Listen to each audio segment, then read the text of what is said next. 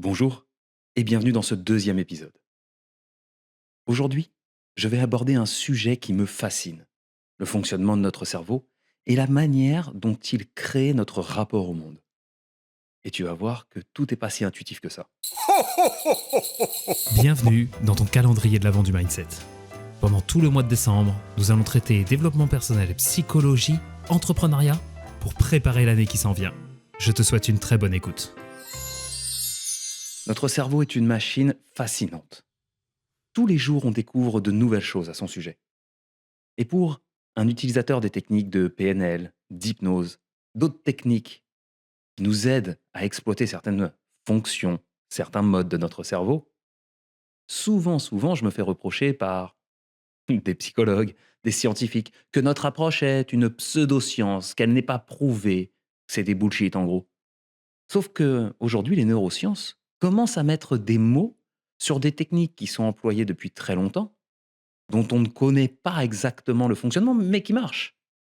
C'est ce dont je vais te parler aujourd'hui.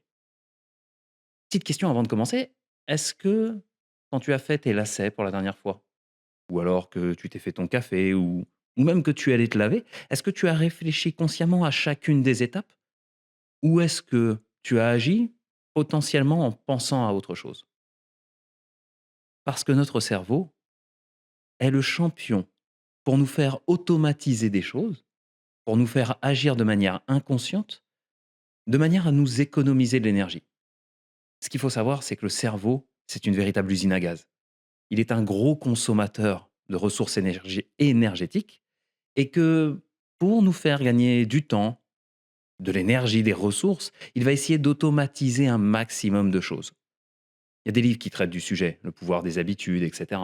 C'est pas de ce dont je vais parler aujourd'hui, mais tu peux creuser dans cette voie. En tout cas, ce qu'il faut comprendre, c'est que le cerveau a en permanence autour de nous des milliards d'informations à traiter.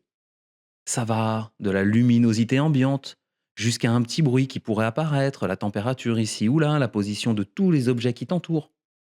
Mais en fait, la plupart de ces infos aujourd'hui sont inutiles pour toi. Donc, ton cerveau, à travers tout un tas de mécanismes et de processus, va sélectionner les informations les plus importantes pour lui. Et, parenthèse, les personnes qui souffrent d'autisme, par exemple, n'ont pas ces filtres. Ou alors il y a une dysfonction sur ces filtres. Ce qui fait qu'ils traitent en permanence l'ensemble des informations. Et là où ton cerveau, lui, va avoir tendance à les hiérarchiser par ordre d'importance, une personne autiste, elle, va tout traiter au même niveau d'importance.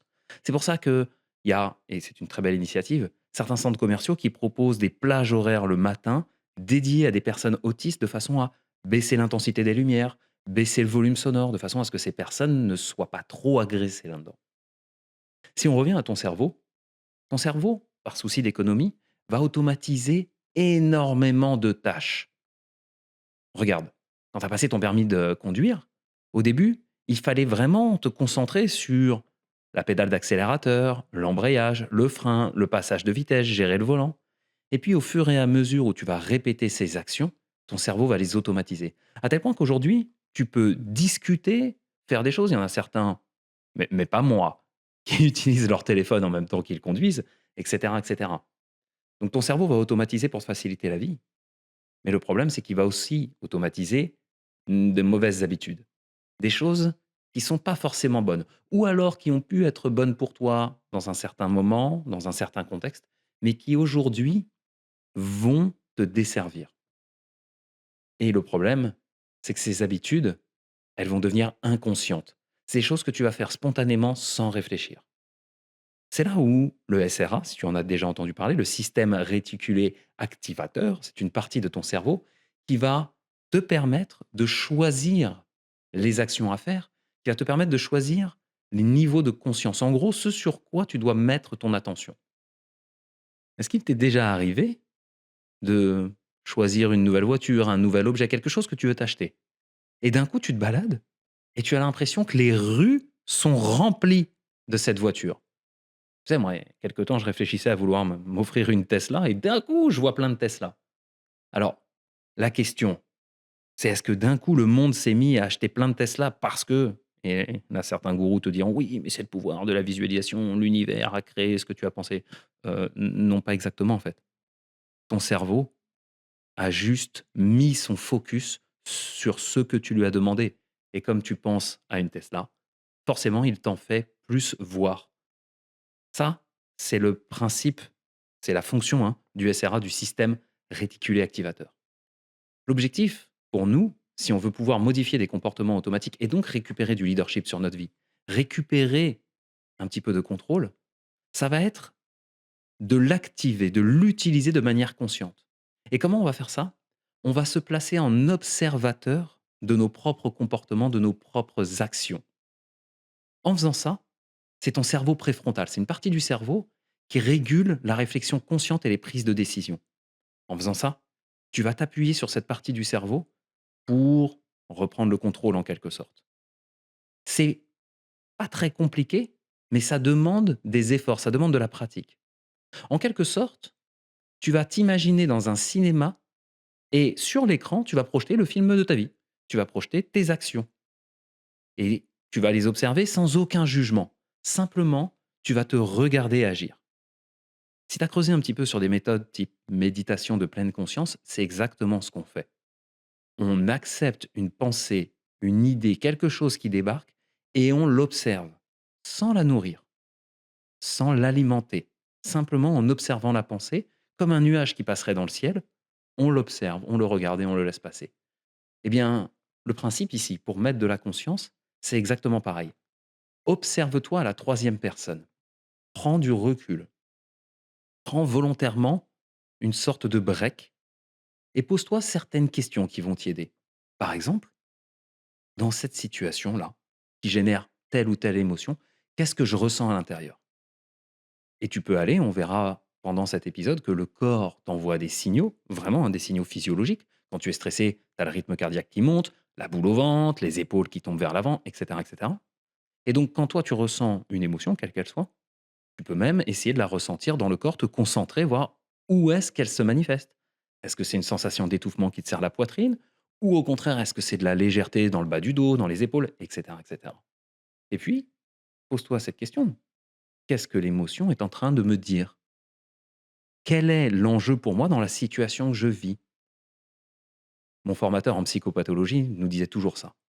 Qu'est-ce que ça dit de vous? Une réaction qu'on a est souvent inconsciente, mais elle est programmée pour, en quelque sorte, nous donner un message. Notre objectif à travers ça, mettre de la conscience, c'est comprendre le message qui nous est donné. Et pour ça, on peut se poser cette question en s'observant.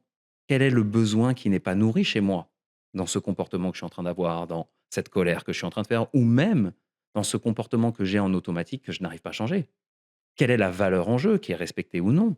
Bref, en observant le comportement à la troisième personne, en prenant du recul sur nous-mêmes, on va pouvoir mettre de la conscience sur ce qui est en train de se passer. L'objectif pour nous, c'est de quitter le mode automatique. Alors au début, ça demande un effort. Comme toute nouvelle compétence qu'on va chercher à développer, ça va nous demander de la concentration, de l'analyse. Ça va nous demander, pendant un moment, de nous forcer à faire ça. Et bien évidemment, automatiquement, les choses se déroulent. Nous, on veut casser ce cycle-là. Donc, on va devoir se poser des questions. Qu'est-ce que je ne sais pas dans ce que je sais? Quels sont les schémas redondants chez moi? Et comment je peux aller, toujours avec une pointe de curiosité, prendre du recul? Garde ça en tête, les deux mots-clés. Curiosité et bienveillance, non-jugement, on pourrait dire. Garde en tête que c'est comme un muscle. Plus tu vas le faire, plus ça va être facile. Au début, ça prend la tête, c'est difficile. Mais plus tu vas le pratiquer, plus ça va faire partie de ton quotidien. Exactement comme un exercice que tu irais pratiquer pour la première fois à la salle de sport. Au début, il va falloir que tu apprennes la méthodologie du mouvement, il va falloir que tu apprennes les trajectoires, maîtriser tes muscles, etc. Mais à force de répétition, tu vas devenir de plus en plus bon là-dedans, jusqu'à avoir une forme de maîtrise sur le principe que je t'ai expliqué plus tôt. Ton cerveau va l'automatiser.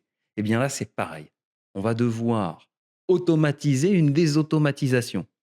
Ça fait un peu chelou dit comme ça, mais en gros, tu vas devoir, si tu veux évoluer là-dessus, t'habituer à prendre du recul sur tes propres comportements, t'habituer à te poser des questions sur les enjeux de la situation, sur tes propres fonctionnements et vraiment à te placer en observateur.